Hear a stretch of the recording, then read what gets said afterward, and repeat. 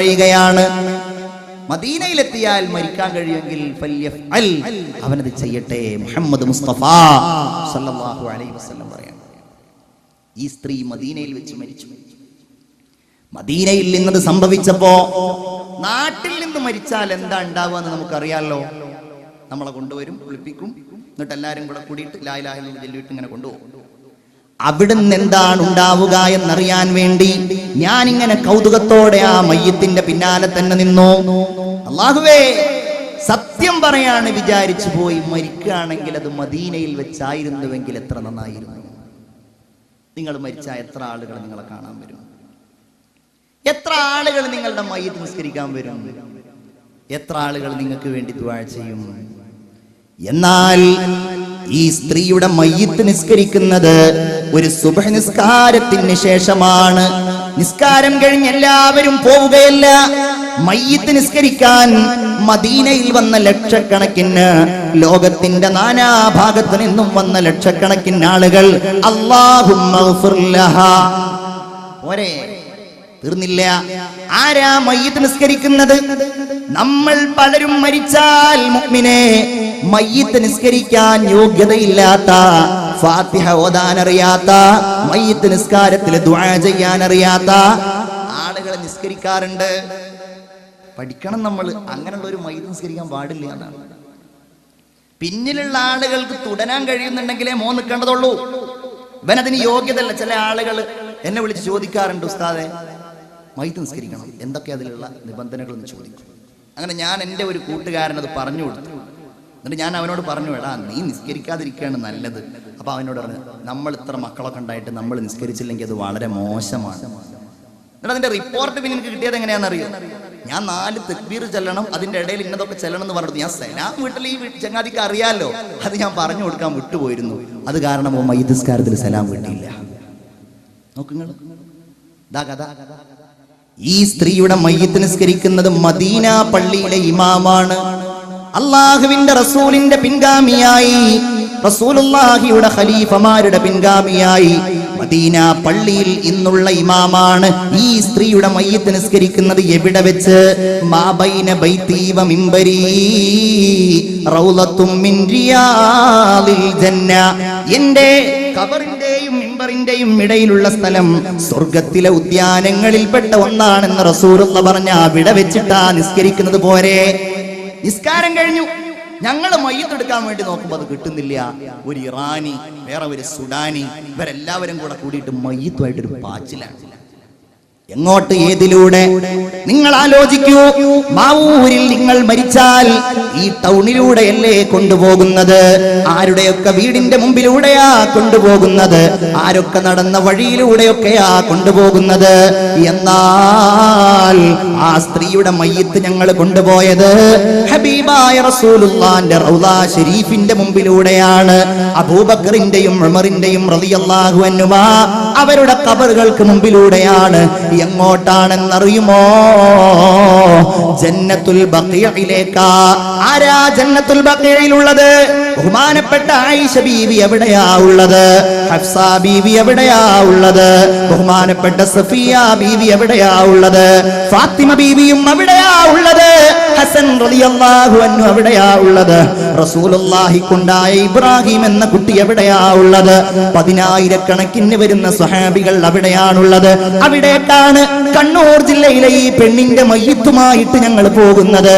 ഞങ്ങൾ അവിടെ ഖബറടക്കം ചെയ്തു, ഞങ്ങൾ ചെറിയ രീതിയിൽ ദുആ ചെയ്തു. അത് കഴിഞ്ഞ് ഞങ്ങൾ തിരിച്ചു പോരുമ്പോൾ അന്വേഷിച്ചു ഈ സ്ത്രീ ആരായിരുന്നുവെന്ന്. മദീനയിലേക്ക് വന്നത്, മക്കത്തേക്ക് വന്നത് ഏതെങ്കിലും സമ്പന്ന തറവാട്ടിൽ പിറന്നത് കൊണ്ടായിരുന്നില്ല. കണ്ണൂർ ജില്ലയിൽ സമ്പന്നനായ ഒരു വ്യക്തിയുടെ വീട്ടിൽ വർഷങ്ങളോളം വീട്ടുവേല ചെയ്ത് ഭർത്താവ് ചെറുപ്പത്തിലെ ഒഴിവാക്കിയത് കൊണ്ട് ഭർത്താവില്ല, അതുകൊണ്ട് തന്നെ മക്കളുമില്ല. ഒറ്റക്കായ ഈ പെണ്ണിനോട് ആ വീട്ടുകാരൻ ചോദിച്ചു, നിങ്ങൾക്ക് പ്രത്യേകമായിട്ട് ഞാൻ വല്ലതും ചെയ്തു തരേണ്ടതുണ്ടോ? ആ പെണ്ണ് പറഞ്ഞത്, എനിക്കൊരു വീട് വേണം, എനിക്ക് ഇന്നാലിന്ന സൗകര്യങ്ങൾ വേണമെന്നല്ല, എനിക്കൊന്ന് മക്കത്ത് പോകണം, എനിക്കൊന്ന് മദീനത്ത് പോകണം, എനിക്ക് ഹബീബായ മുഹമ്മദ് മുസ്തഫ സല്ലല്ലാഹു അലൈഹി വസല്ലമ തങ്ങളുടെ റൗളയൊന്ന് കാണണം. അത് കണ്ടു, വാതില് കേട്ടിട്ടുണ്ടാവും, അവിടെ വെച്ച് മരിച്ചാലുള്ള പ്രതിഫലം. അതിനുവേണ്ടി ദുആ ചെയ്തു. അല്ലാഹു റബ്ബുൽ ഇസ്സത്ത് ആ ദുആ സ്വീകരിച്ചു. എന്റെ പ്രിയപ്പെട്ട വിശ്വാസികളെ, അല്ലാഹുവിന്റെ റസൂൽ സല്ലല്ലാഹു അലൈഹി വസല്ലമ തങ്ങൾ പറയുന്നു, സ്വന്തം ശരീരത്തെക്കാളും എല്ലാറ്റിനേക്കാളും എന്നെ കണ്ടിരുന്നുവെങ്കിൽ എന്ന് ആഗ്രഹിക്കുന്ന ചില ആളുകൾ വരാനുണ്ട്. അവർക്കാണ് എന്നോട് ഏറ്റവും വലിയ സ്നേഹമെന്ന് മുഹമ്മദ് മുസ്തഫ സല്ലല്ലാഹു അലൈഹി വസല്ലം. ഇങ്ങോട്ട് വരൂ. അല്ലാഹു തആല നിങ്ങൾ എന്തൊക്കെ ഉദ്ദേശത്തോടെയാണോ സ്വതക്ക ചെയ്യുന്നത്, അല്ലാഹു തആല ആ ഉദ്ദേശം നിറവേറ്റുമാറാകട്ടെ. റഹ്മാനായ റബ്ബ് ഈ റമളാനു ശരീഫിന്റെ ഈ പകലിലെ ഈ ഇൽമിന്റെ മജ്ലിസിൽ വെച്ച് നിങ്ങൾ ചെയ്യുന്ന എല്ലാ സ്വതക്കകളും അല്ലാഹു കബൂലാക്കുമാറാവട്ടെ. ബിസ്മില്ലാഹിർ റഹ്മാനിർ റഹീം. എല്ലാവരും നല്ല ഒരു സ്വതക്ക നിങ്ങളെ കൊണ്ട് കഴിയുന്നതിൽ വെച്ച് ഏറ്റവും വലിയതൊന്ന് ഒരു ഷഹാദത്ത് ചൊല്ലിയിട്ട് നമുക്ക് ദുആ ചെയ്യാം. അഷ്ഹദു അല്ലാ ഇലാഹ ഇല്ലല്ലാഹ് അസ്തഗ്ഫിറുല്ലാഹ് അസ്അലുക്കൽ ജന്നത വഅഊദു ബിക മിനന്നാർ. മുഹമ്മദുർ റസൂലുള്ളാഹ് എന്നാണ് നാം പറയുന്നത്. അല്ലാഹുവിന്റെ റസൂലായ മുഹമ്മദ് മുസ്തഫ സല്ലല്ലാഹു അലൈഹി വസല്ലം. അല്ലാഹു തആല അവിടുത്തേക്ക് നൽകിയ ചില സവിശേഷതകൾ നമുക്ക് നോക്കാം. സവിശേഷതകളേ ഉള്ളൂ. ഒന്ന്, സൂറത്ത് യൂനുസിന്റെ 16-ാമത്തെ വചനം. قل لو شاء الله ما تلوته عليكم ولا أدراكم به فقد لبثت فيكم عمرا من قبله أفلا تعقلون. الله ഹബീബായ മുഹമ്മദ് മുസ്തഫ സല്ലല്ലാഹു അലൈഹി വസല്ലമ തങ്ങൾക്ക് നൽകിയ സവിശേഷതകളിൽ ഒന്ന്, നബിയെ അങ്ങ് പറയണം. എന്ത്? ലൗ ശാ അല്ലാഹു മാ തലൗതുഹു അലൈക്കും.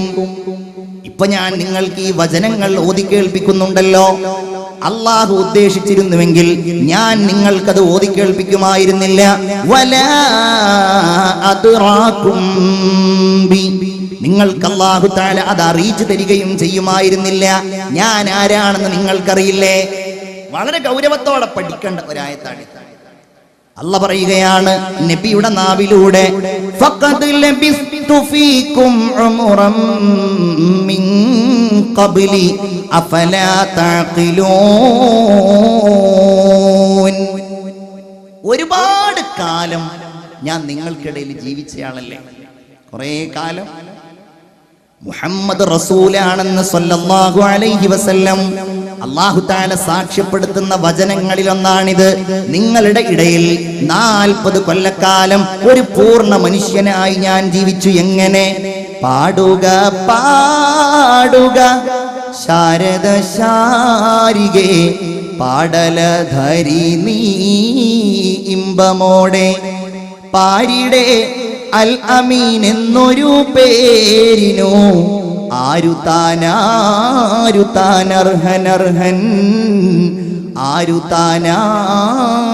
ആരുതാനർഹനർഹൻ. ഇക്കിരി കൃഷ്ണൻ എന്ന മലയാളത്തിലെ കവി പാടിയതാണ്. പാടുക പാടുക ശാരദ ശാരികേ പാടലധരി നീ ഇമ്പമോടെ. അദ്ദേഹത്തിന് പോലും ബോധ്യപ്പെട്ട കാര്യമാണ്. പാരിയുടെ ഈ ലോകത്ത് അൽ അമീൻ എന്നൊരു പേരിനു ആരുതാനർഹനർഹൻ.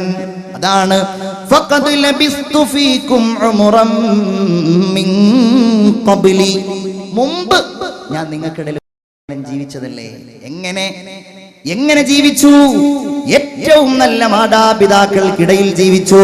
ജനങ്ങൾക്കിടയിൽ അല്ലാഹു തആല തെരഞ്ഞെടുത്തത് അറബികളെയാണ്. ആ അറബികളിൽ നിന്ന് ഇസ്മായിലിന്റെ സന്തതികളെയാണ്.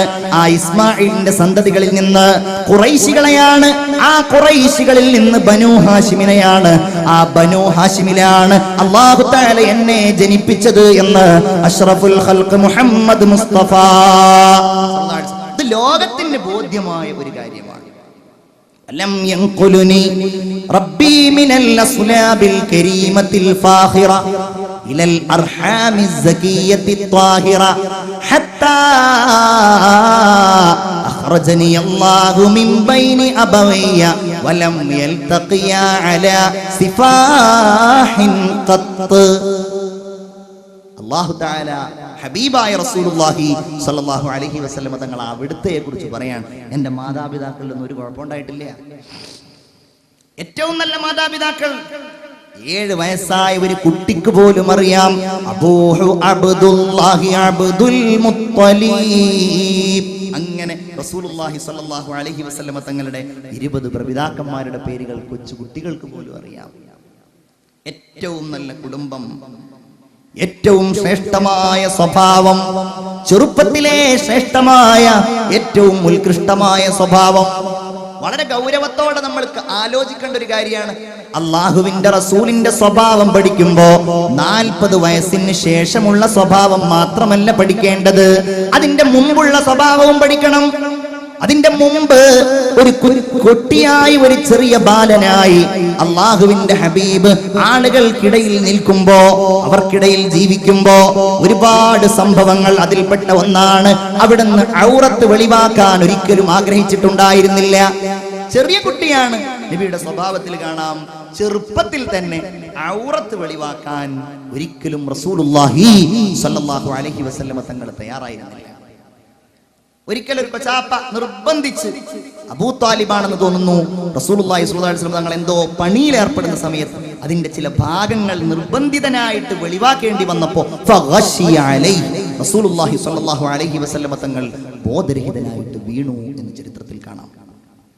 ഏറ്റവും നല്ല സ്വഭാവം, ഏറ്റവും നല്ല പെരുമാറ്റം. അതുകൊണ്ടാണ് അൽ അമീൻ. നബുവത്ത് കിട്ടി, റസൂലുള്ളാഹിയുടെ പ്രബോധനം പരക്കാൻ തുടങ്ങി. നജ്ജാഷിയുടെ അടുക്കലേക്ക് ആളുകൾ, സ്വഹാബികളിൽപ്പെട്ട ചില ആളുകൾ നജ്ജാഷിയുടെ അടുക്കലേക്ക് അഭയാർത്ഥികളായിട്ട് ഹിജ്റ പോയി. നജ്ജാഷിയെ, ഈ അഭയാർത്ഥികളെ ഞങ്ങൾക്ക് വിട്ടുതരണമെന്ന് ബോധ്യപ്പെടുത്താൻ വേണ്ടി അന്ന് ആ നാട്ടിലെത്തിയ അബൂ സുഫിയാന്റെ നേതൃത്വത്തിലുള്ള ചില ആളുകൾ ചെന്ന് നജ്ജാഷിയോട് സംസാരിക്കുകയാണ്. അല്ല, നിങ്ങളോട് എന്താണ് മുഹമ്മദ് കൽപ്പിക്കുന്നത് സല്ലല്ലാഹു അലൈഹി വസല്ലം? നജാഷി ക്രിസ്തീയ പണ്ഡിതനും കൂടെയായിരുന്നു. അദ്ദേഹം ചോദിച്ചു, ബിമയമുറുക്കും, നിങ്ങളോട് എന്താണ് കൽപ്പിക്കുന്നത്? അബൂ സുഫിയാന് കള്ളം പറയാൻ കഴിയില്ലല്ലോ. അബൂ സുഫിയാൻ പറഞ്ഞു, കുറെ കാര്യങ്ങളുണ്ട്. കുടുംബ ബന്ധം ചേർക്കണം, എല്ലാവരോടും നല്ല രീതിയിൽ പെരുമാറണം, വ്യഭിചരിക്കരുത്, മദ്യം, ഇങ്ങനെ ഉള്ള ചില കാര്യങ്ങളൊക്കെ പറയുന്നുണ്ട് എന്ന് പറഞ്ഞു. നജാഷി പറഞ്ഞു, നിങ്ങൾ ഈ പറഞ്ഞത് ശരിയാണെങ്കിൽ നിങ്ങൾ ഈ പറഞ്ഞത് സത്യമാണെങ്കിൽ മുഹമ്മദ് സത്യസന്ധനായ പ്രവാചകൻ തന്നെയാണ്.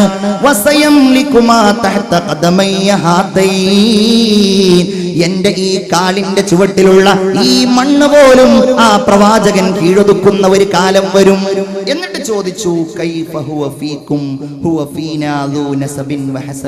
ഞങ്ങളുടെ ഇടയിൽ ഏറ്റവും നല്ല തറവാടുള്ള ആളാണ്, ഏറ്റവും നല്ല കുടുംബത്തിൽ ജീവിച്ചയാളാണ്. അതിനിടയിൽ ഒരു ചോദ്യം, നിങ്ങൾക്കിടയിൽ ആ മുഹമ്മദ് കള്ളം പറയാറുണ്ടോ, നുണ പറയാറുണ്ടോ? അബൂ സുഫിയാൻ ശത്രുവാണ്, അള്ളാഹുവിന്റെ റസൂലിന്റെ നാശം കൺമുൻപിൽ കാണുന്നയാളാണ്. പക്ഷേ അവിടുന്ന് അബൂ സുഫിയാൻ പിൽക്കാലത്ത് സ്വഹാബിയായ അദ്ദേഹം പറയുന്നത്, ഇല്ല, ഇത്രയും കാലത്തെ ജീവിതത്തിൽ കള്ളം പറയുന്ന ഒന്ന് ഞങ്ങൾ അവിടുത്തെ മേലിൽ കണ്ടിട്ടില്ല. അതല്ലേ റസൂലുള്ളാഹി സ്വല്ലല്ലാഹു അലൈഹി വസല്ലം തങ്ങൾ സധൈര്യം പറയുന്നത്, ഞാൻ റസൂലാണെന്ന് എന്തുകൊണ്ട് നിങ്ങൾ അംഗീകരിക്കാതിരിക്കണം? കാരണം ഇത്രയും കാലം ഞാൻ നിങ്ങൾക്കിടയിൽ ജീവിക്കുകയായിരുന്നില്ലേ? വീണ്ടും അല്ലാഹു തആല പറയുന്നു, റസൂലുള്ളാഹി സ്വല്ലല്ലാഹു അലൈഹി വസല്ലം തങ്ങൾക്ക് എഴുത്തോ വായനയോ അറിയുമായിരുന്നില്ല. റസൂലായതുകൊണ്ട് സ്വല്ലല്ലാഹു അലൈഹി വസല്ലം അവിടുത്തെ ഒരു മഹത്വമാണത്. നമ്മളാണെങ്കിൽ നല്ല മഹത്വമായിരിക്കും അല്ലേ? ഇയാൾക്ക് എഴുത്തും വായനയൊന്നും അറിയില്ല എന്ന് പറഞ്ഞാൽ അയാൾക്കുള്ളൊരു സ്ഥാനമായിരിക്കും. ആവില്ല, നബിയുടെ ഒരു മഹത്വമാണ്. അല്ലാഹു പറയുന്നു, വമാ കുൻത തത്ലൂ മിൻ ഖബ്ലിഹി മിൻ കിതാബ് വലാ തഖുത്തുഹു ബിയമീനിക ഇദൻ ലർതാബൽ മുബ്തിലൂൻ. സൂറത്തുൽ അൻകബൂത്ത്. നബിയേ, വമാ കുൻത തത്ലൂ മിൻ ഖബ്ലിഹി മിൻ കിതാബ്, അങ്ങൊരിക്കലും ഒരു ഗ്രന്ഥവും വായിക്കുന്ന ആളല്ല, അങ്ങയുടെ വലത് കൈ കൊണ്ട് എഴുതാൻ കഴിയുന്ന ആളുമല്ല. അങ്ങനെ എഴുതാൻ കഴിയുന്ന ആളോ വായിക്കാൻ കഴിയുന്ന ആളോ ആയിരുന്നുവെങ്കിൽ ഇദല്ലർതാബൽ മുബ്തിലൂൻ, ഈ ദീനിൽ വക്രതയുണ്ടാക്കുന്ന ആളുകൾ പുതിയ പുതിയ സംശയങ്ങളുമായിട്ട് വരും. അതില്ലാതെ തന്നെ കുറെ ബാത്തിൽ കൊണ്ടുവന്നിട്ടുണ്ട്. ഉണ്ടെങ്കിൽ ഒന്നുകൂടെ അവർ സംശയം കൊണ്ടുവരുമായിരുന്നു. അന്നബിയൽ ഉമ്മി, അല്ലാഹു തആല പറയുന്നതാണ് അൽ ഉമ്മി, ഇഗ്നോറന്റ്, എഴുത്തും വായനയും അറിയാത്ത പരിപൂർണമായും നിരക്ഷരനായ ആൾ ഹബീബായ മുഹമ്മദ് മുസ്തഫ സല്ലല്ലാഹു അലൈഹി വസല്ലം. പിന്നെ എങ്ങനെയാണ് റസൂലുള്ളാഹി സ്വല്ലല്ലാഹു അലൈഹി വസല്ലമ തങ്ങൾ ഈ ഒരില്ലായ്മയിൽ നിന്ന് ലോകത്തിന്റെ നെറുകയിലേക്ക് എത്തിയത്? വലിയ വിജ്ഞാനത്തിന്റെ വലിയ രാജശില്പിയായി ഹബീബായ മുഹമ്മദ് മുസ്തഫ സല്ലല്ലാഹു അലൈഹി വസല്ലം മാറിയത്. അതാണ് മുഹമ്മദുർ റസൂലുള്ളാഹ്. അതാണ് മുഹമ്മദ് നബി അല്ലാഹുവിന്റെ റസൂലാണ് എന്ന് നമ്മൾ പറയുന്നത്. അതാണ് അവിടുത്തെ മഹത്വം, ഏറ്റവും വലിയ മഹത്വം അതാണ്. എങ്ങനെയായി എഴുത്തറിയാത്ത വായന അറിയാത്ത എന്നാൽ 40 വർഷം അവർക്കിടയിൽ ജീവിച്ച എല്ലാവരാലും പ്രശംസിക്കപ്പെട്ട അനാഥനായി ജനിക്കുകയും വളരുകയും ചെയ്ത ഒരു കുഴപ്പവും മാർക്കും